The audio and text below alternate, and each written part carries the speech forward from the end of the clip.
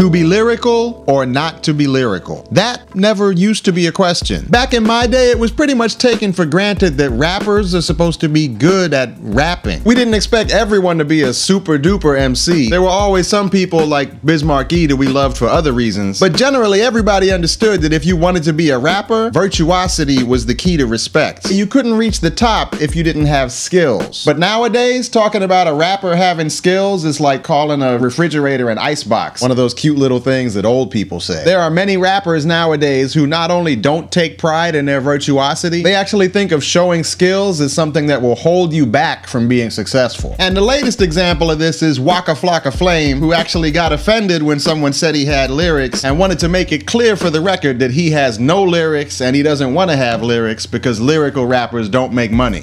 Which is, I mean, okay. I don't want to make this into a Waka Flocka Flame hate session because he's already kind of backtracking from those comments. And even though people associate this attitude with young rappers like Waka Flocka, especially if they're from the South, it's actually a pretty old idea. And one of the first people who promoted it was a New York artist, Jay-Z. So I'm not going to beat up on Waka Flocka. He has his lane and more power to him. But I do think it's important to set the record straight because I went back and looked at the stats. And the truth is that historically, almost all the most money-makingest rappers are lyrical rappers. The best-selling albums from each of the last 10 years are by lyrical MCs. And the biggest name from the last 5 years or so got to where he was by switching to a more lyrical style than he used to have. There are a couple of people who slipped through the cracks for a year or two with no lyrics, but almost everyone who's had a long, sustained career of making the biggest money got there by showing virtuosity in the composition and delivery of their lyrics. And that doesn't mean you have to be the super scientifical, mega multi-syllable rhyme inspector Percy P imitator MC. You know, the ones who sound like my hypnotical follicles, umbilical, miracle, metaphysical, theoretical, medical genitals. And you don't have to be the super hardcore political MC who's always dropping knowledge. But if you look at hip-hop's past and present, it's the rappers who bring a swagger that's grounded in virtuosity, the ones who combine technical skills and style, the ones whose lyrical construction has some thought to it and some swing to it, that usually make the most money for the longest. And that's all I'm trying to say to the young folks like Waka Flocka. I'm not hating on your endeavors. It might be cool if you considered not being that type of artist who only cares about making money, but if you insist on being that type of artist who only raps for money, you should be aware that being a rapper without lyrics is not only artistically dubious, it's also a bad long-term investment. It's kind of like the subprime mortgage of hip-hop. It seems like a good deal right now, but in 5 years, you're probably going to be back in your mother's basement.